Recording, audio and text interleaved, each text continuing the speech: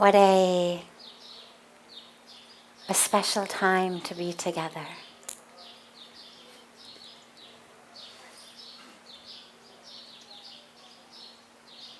As usual, I'll begin satsang with a question that's come in from our family around the world who aren't able to be physically present with us, but who are joining us through the great gift of technology, the wonderful plus side of technology, that from their homes they're able to join us for sacred arti, for satsang.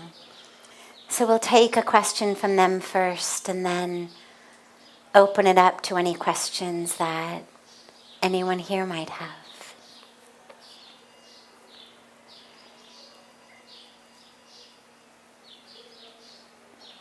Can your guru be someone you've never met, but from whom you've been learning deeply, remotely, and with whom you feel connected to their wisdom and love?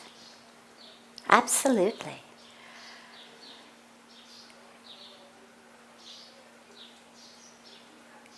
The word guru, the Sanskrit word guru, literally means the remover of darkness and the bringer of light. That's what the actual word means, the one who removes the darkness. Now, in Sanatan Dharma, in the Hindu tradition, we don't believe in original sin. We don't believe that who you are is dark and wrong at the core of your being. We believe that who you are at the core is divine, that you've been created of divinity. But we believe in what we call original ignorance, meaning instead of recognizing that who I really am is infinite consciousness, infinite love, infinite wisdom, just infinity, I identify as the body. And when I identify as the body, its size and shape and color, emotions stir, feelings stir about it, comparisons happen. I constantly am wanting more. I'm not the right size or shape or color. I don't have enough. We want leads us into what we call rag and dvesh, likes and dislikes, that which I'm pulling toward me, that which I'm pushing away from me. And all of that leads us to suffering.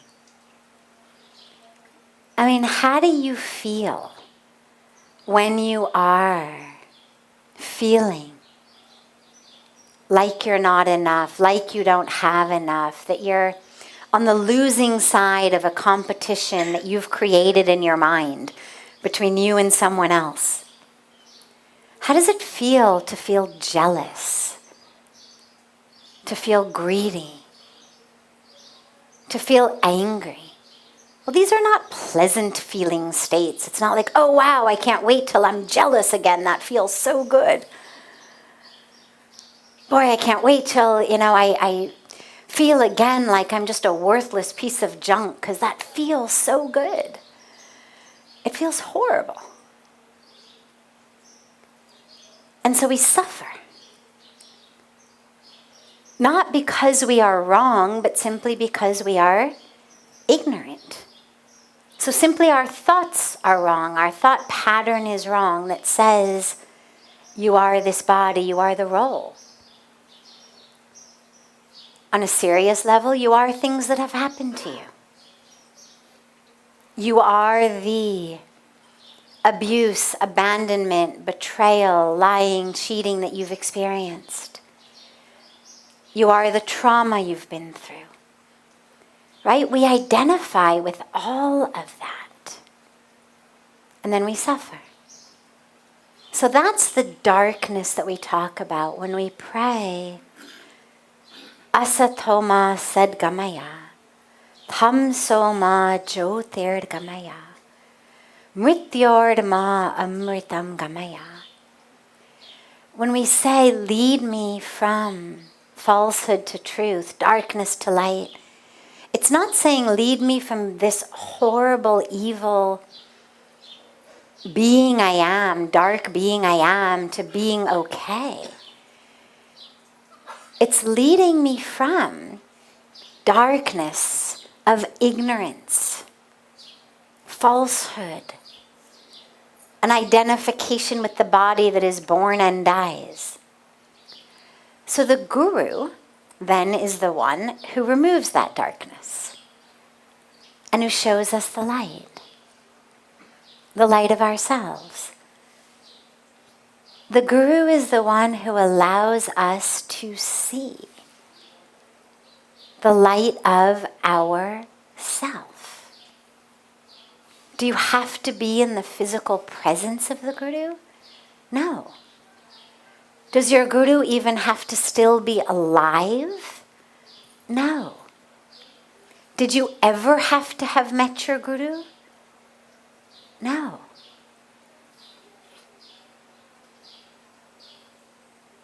Could your guru be a tree? Yes. So the guru is that being who removes the darkness of our ignorance and brings us light. The benefit, though, the benefit of having a guru who, A, is still in their body, and B, in whose presence you're able to be at least sometimes, is that along this beautiful path of being a disciple and having a guru, and it is a beautiful path, by the way. A lot of us, especially from the West, think, no, I'm not going to surrender to anyone. I need full autonomy. And of course, the truth is we've already surrendered. I mean, we've surrendered to our egos and our desires and our false identifications and the advertisements that we see on TV and the influencers we follow on social media who we copy whatever they do. Like, we're already surrendered. We're just surrendered in directions that tend not to bring us to the direction that we need to go. So the path of being a disciple is a path that on a personal level I can highly recommend. The dilemma with having a guru who's no longer in their bodies, or who you're never able to be with in person, is the ego doesn't like this idea of surrender. I mean, the ego is happy for you to surrender to the ego. But surrendering to anyone else, it's like that story I was telling about Prahlad and the god and his father. The ego is like that. You're only allowed to surrender to the ego. And so what happens is, as we're walking this path, the ego comes in and says things like, I don't like that instruction the guru just gave. This guru's not nice to me. I want a guru who's going to just tell me, you are perfect, you are wonderful, no need to meditate, no need to pray, just, makes things easier, right? And if you go to the guru and the guru says, kuch nahi karna, kuch mat karo. Not because the core of who you are is divine, but because, you don't have any psychic issues to work out, no sanskaras, no patterns, no nothing. I'm sure you never get angry, and if you do, I'm sure it's with very good reason. Whoever you're angry at must deserve your anger. Right? I mean, we'd like a guru like that. The ego would. So what happens when we are not in the physical presence of a guru is the ego tends to build and build. And if we're just reading teachings or watching a video of a teaching, it's so easy for the ego to say, yeah, that applies to everybody except me. He definitely or she definitely didn't mean that for me. And if you don't know the Guru personally, then it's so easy to say, well, he or she doesn't know me. Obviously, that doesn't pertain to me. And then the ego actually detracts you from the path. So yes, your Guru can be anyone you've met, you've never met, still in the body, no longer in the body, a human, not a human. And yet, unless you've really managed to become free of the clutches of your ego, it's a lot easier to have a Guru who is in the body and whose presence you're able to be in at least sometimes. Because then the Guru is able to, metaphorically, not literally, sort of slap you back into shape.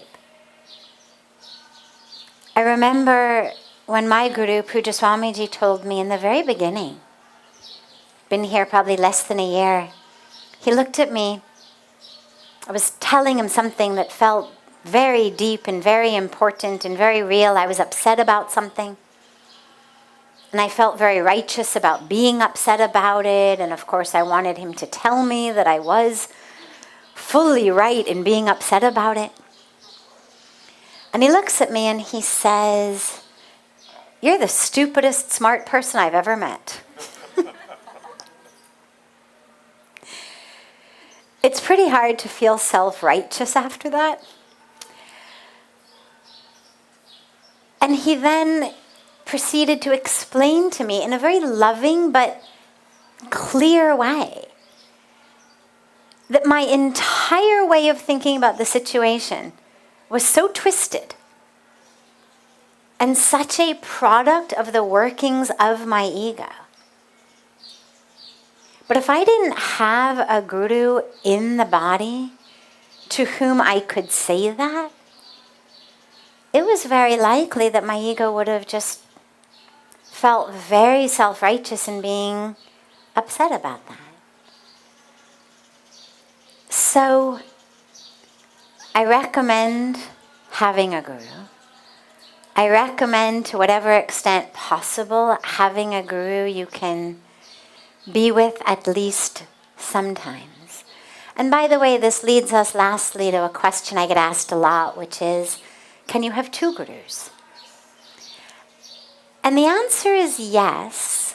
Of course, I mean, you could have 100 Gurus. There's a beautiful story, I won't go into it in our scriptures, about having so many different elements of nature be the Gurus, 24 elements of nature being the Gurus. The dilemma is, I'm sorry? Was it not 24? Oh. Anyway, the dilemma, of course, is that if you've got so many Gurus, we get confused. They teach in different ways. They're all going to the same place. But it's like if I say, okay, let's go for a bath in Ganga. Let's go bathe in Ganga. And we've got a team of, say, 5-10 organizers who are going to take us down for the bath to Ganga. And one says, go right. One says, go left. One says, go straight. One says, upriver. One says, downriver. One says, the steps. One says, the sandy beach. One says, the rock. Now, all paths are going to get you to Ganga. Doesn't matter how you get in. But what you would find yourself is not in Ganga because you're running upstream, downstream, stairs, beach, rock, based on who you're listening to. And it would be a lot easier just to listen to one person and end up in Ganga. But, if your guru is no longer in their body, or if your guru is someone whom you've never met and who it's likely you never will be able to meet, and there is another guru in the body in whose presence you have the opportunity to be, I would say have both. Take the beautiful teachings of the guru you're not able to be with, and allow yourself to learn under, study under, be guided by the one in whose presence you are able to be. Beautiful. Whosoever I have the teaching, I think for that aspect, he's my guru. Yeah, wherever I get the teaching, that is my guru. Well, it's true, and yet the dilemma with that is a teacher is not the same as a guru. And the easiest way to understand this is you could have the very best oceanography teacher who would teach you everything there is to know about the ocean, everything there is to know about life under the ocean. And you could be an A+ student to this teacher. And yet when you walk out of class, your clothes will still be dry. With a guru, you're going to learn about the ocean. And when you're done learning about the ocean with the guru, your clothes are going to be dripping wet. Because the guru gives not only the teaching, but the experience. So the guru's not only telling us about peace, telling us about love, telling us about truth, but the guru's giving us the experience of that light. Yes, someone had a question. Right here. Sure. Namaste. Namaste. My question is, it's very easy to deal with people who are good to me. But how do I deal with people who are mean to me? Shall I go down and give them a reply in the language which they understand? But that hurts me. And not giving a reply hurts me even more. How to deal with people who are mean to me? Okay. Mic रहने दें उनके हाथ में 1 minute के लिए. Can you tell me why not giving them a reply hurts you even more? In what way does that hurt you? Because I know they're going to do the same thing with other people as well. And I want them to know this is wrong. Okay, great. We're going to take a poll. Has anyone ever told anyone who is not your child, your student, or your disciple? So you are neither their parent, their teacher, their guru. That what they are doing is wrong, and had them say, wow, thank you so much for shedding light on how I'm living my life.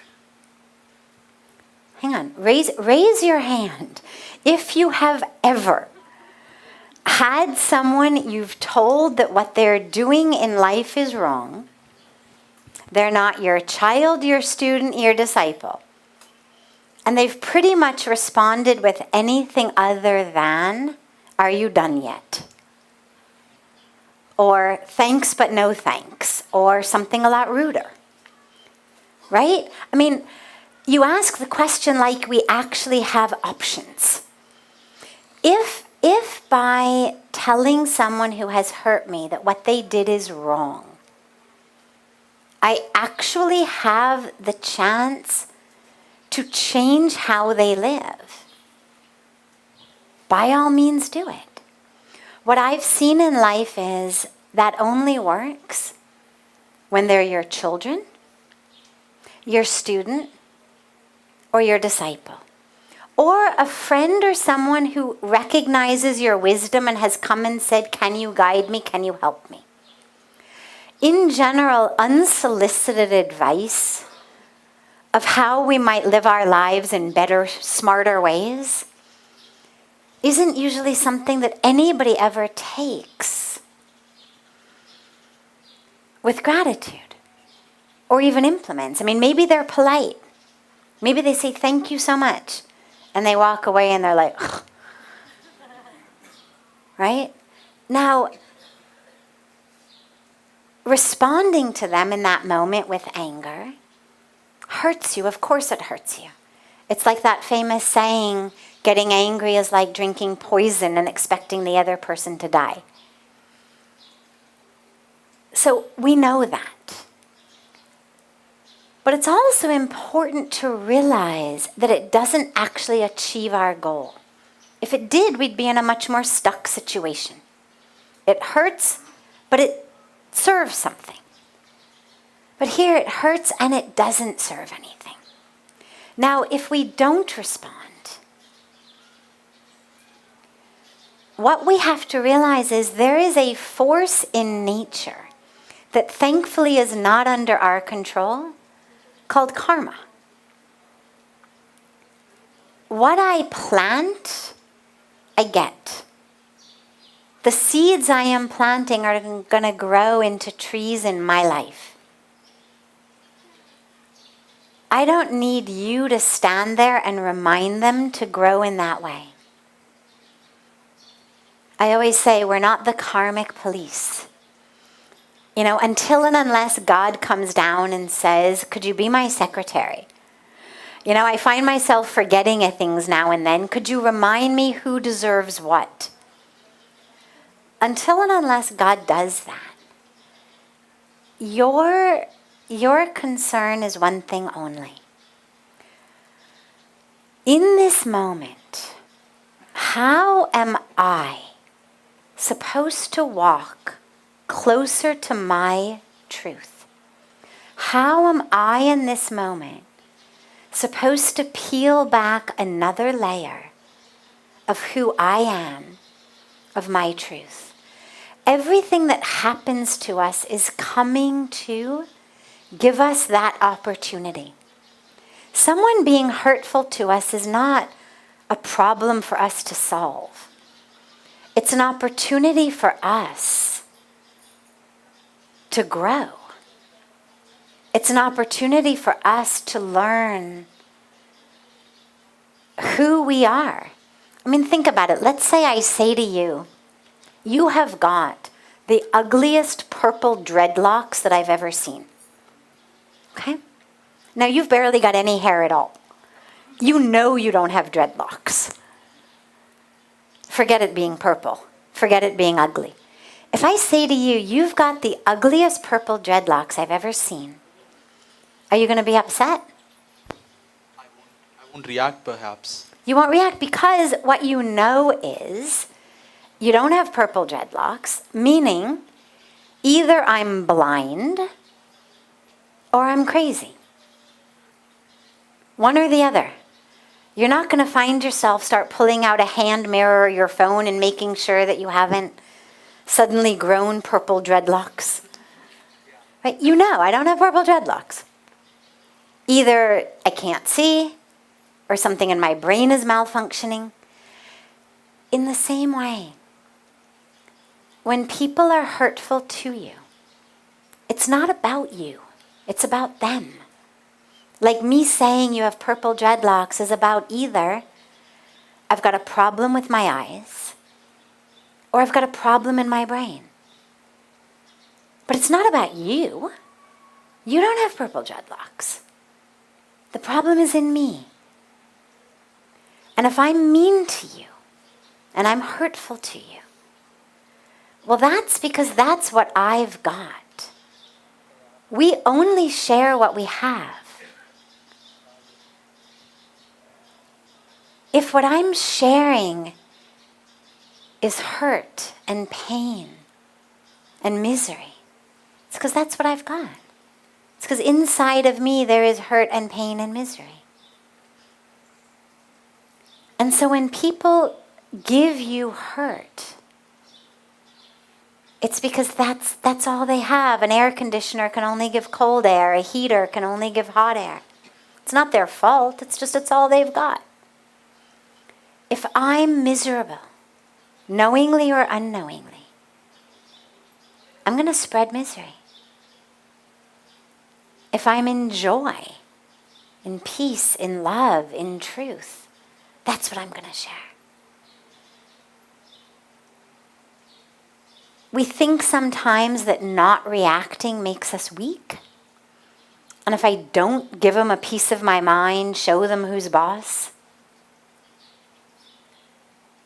they're going to step all over me again. Spirituality isn't weak. It doesn't make you a doormat.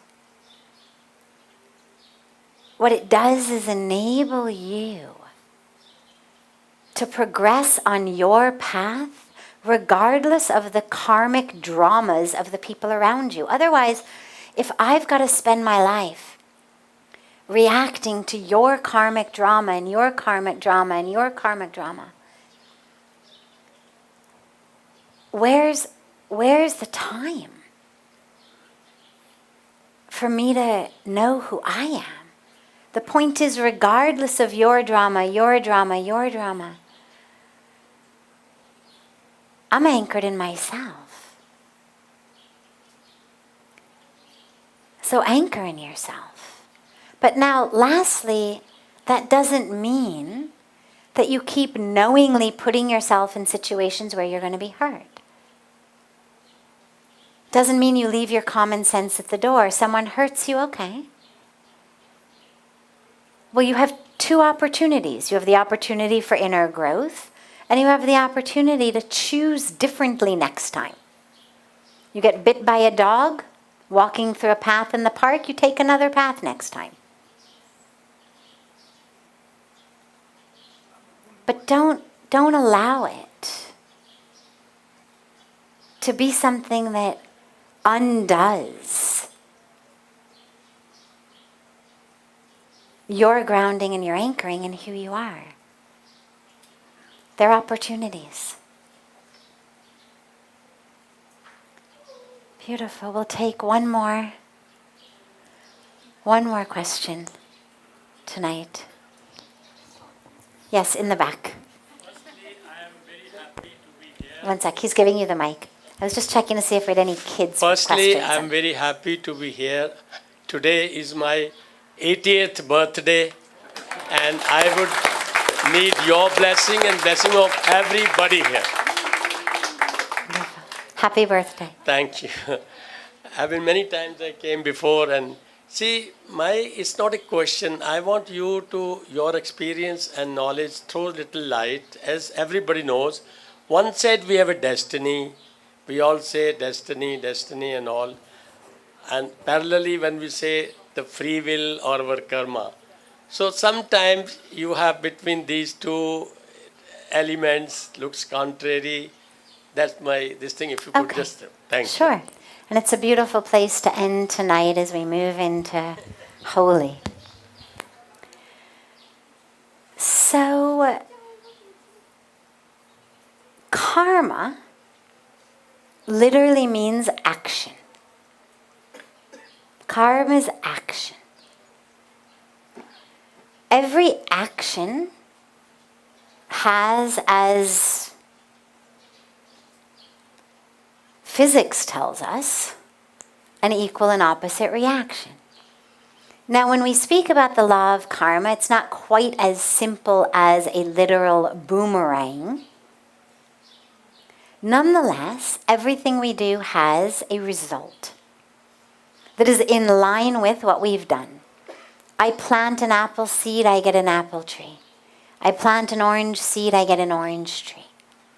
It's the law of nature. You're a smart person, not so smart person, rich, poor, black, white. Plant an apple seed, you're going to get an apple tree. Doesn't matter what you do over it, chant over it, sing over it, pray over it. The apple seed is not going to give you an orange tree. Okay? That's the law of karma. It's really just a law of nature, like the law of gravity. You walk off a building, you're going to fall. You're going to plummet to the ground. It doesn't matter your color, your race, how spiritual you are, what mantras you chant. Unless you know the God give me wings right now mantra, you're going to fall to the ground because of the law of gravity. So karma is just that. Now, we've got different types of karma, and I'm not going to go into the details of all of that right now, but let's just call them, for the moment, our long-term, our short-term, our immediate types of karma. Meaning things I did in a past life, things I did a long time ago or a couple years ago, things I do right now. Each of them is bearing fruit. Okay? So we have the action karma, then we have the fruit of that action. So for example, I walk down the street and I bop somebody in the nose. Okay, that's a karma, it's an action. I've just hit you in the nose. And I don't say, oh my God, I'm so sorry, I didn't mean to. I make it very clear, I did mean to. Now it's very likely that guy or gal is going to bop me right back in the nose. That's what we're going to call the fruit of the karma. But maybe not. Maybe they've come to satsang and they've learned. Don't react. So let's say I bop him on the nose. He doesn't react. My fruit is not coming from him. Nonetheless, somewhere, there is a ripple impact from me doing that, and that's going to bear fruit in my life in some way. Not necessarily that I walk down the street and some random person bops me on the nose, but the same level of pain, unjustified attack, violence, is going to bear fruit in some way in my life. Every single thing we do is karma. This is one of the core teachings of the Bhagavad Gita, right? After Bhagwan Krishna goes through all of the law of karma, Arjuna says, forget it. I just won't act. I won't do anything. I don't want to accrue any fruits. And Bhagwan Krishna says, no such luck. You can sit on your hands. You can close your eyes. You can put earplugs in your ears. And you're still acting. Not fulfilling your duty is an action. Right? So, whatever we do is an action, it has a result. Something as simple as I pick up a glass of water. I drink it. The result, my throat is wet. I'm no longer thirsty. Now, that's karma and the result. Now, destiny. So, our destiny is created by the sum total of all of these actions. Some of them from past lives. You know, people ask, well, what role does astrology play, for example? Well, my actions from my past lives, one of the ways they bear fruit is the birth I take in this life, the family I'm born into, the planetary arrangement under which I am born, the circumstances in which I'm born. All of our actions together are co-creating our destiny.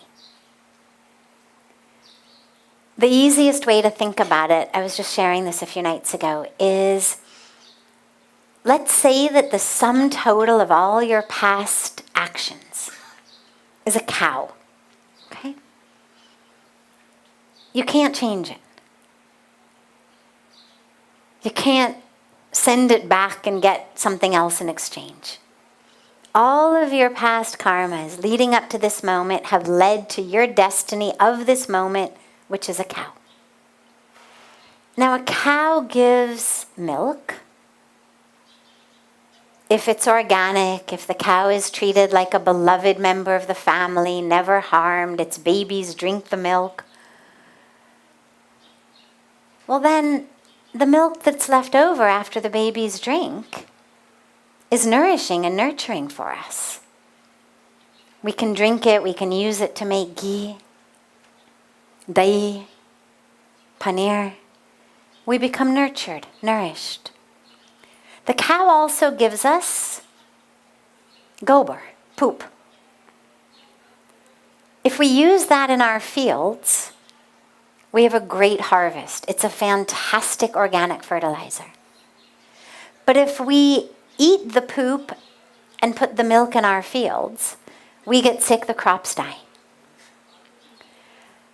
But that's not because that was our destiny written somewhere in the sky, that our crops were going to die on such and such a date, or that we were going to have really bad diarrhea on such and such a date. We acted in such a way that led to us being sick and our crops dying. The destiny was the cow. What we do with it is new karma, creating new fruit, creating a new destiny. So you can't change your destiny today, but you can change your destiny for tomorrow, and the day after, and next week, and next month. And that takes us back, actually, to the first question about the guru, because a lot of times we're not necessarily sure what to do. It's not quite as obvious, oh, this is milk, I drink it. Oh, this is gobar, I put it in my field, or I use it to make a great hut. Oh, this is urine, I can use it as a wonderful, all-natural antiseptic. We may not know that. Sometimes life gives us things that we're just like, you know what? There's this white stuff, and I have no idea what to do with it. And this brown stuff, and I have no idea what to do with it. And this yellow stuff, and I have no idea what to do with it. And this is where having gurus, having mentors, having guides is so powerful, because we're constantly learning. We're not expected to always know. Now, of course, the highest way of knowing is our own intuition. That inner knowledge, that inner wisdom, that wisdom of the universe that flows through us. Right? The same wisdom that makes a caterpillar know how to become a butterfly, that makes an apple seed know how to become an apple tree, that makes a tree that starts to grow, suddenly turns sideways, completely contrary to any tree around her, because she knows she's got to grow this way in order to get light. Right? You walk through the forest and sometimes you'll see these trees growing horizontally for a while. Well, how'd she know? Right? Look around. Everybody else is going straight up. But that tree knew, I'm not going to get any light if I go straight up. And somehow there was that wisdom that made her go sideways. That same wisdom is in us. And sometimes it's difficult to access. Sometimes we're confused. Sometimes it's hard to tease apart the different inner voices inside. And this is where having a guru, having scriptures, having mentors, having guides is so beneficial. Because it helps us create our destiny in the way that we want to live it. We're not victims of what we did 10 lifetimes ago. We are co-creating right now with that which has come from the past. That's the non-negotiable part. But there's a lot that's negotiable, a lot that is happening right here, right now, transforming that. And that's how we create our destiny. And that's what we use our free will for. Okay. Wonderful. Have a beautiful dinner. And then we hope that you will all join us on the banks of Ganga. Kirtan will begin at 8, and the program will begin about 8:30 with a meditation, a swaha ceremony, an opportunity to offer to the fire as we burn that image of Holika. And the Shakti of Bhakti, the power of love and devotion, emerges from the flames within all of us. And for those of you joining us online, have a beautiful rest of your day. And I look forward to seeing you all tomorrow. So much love to you all.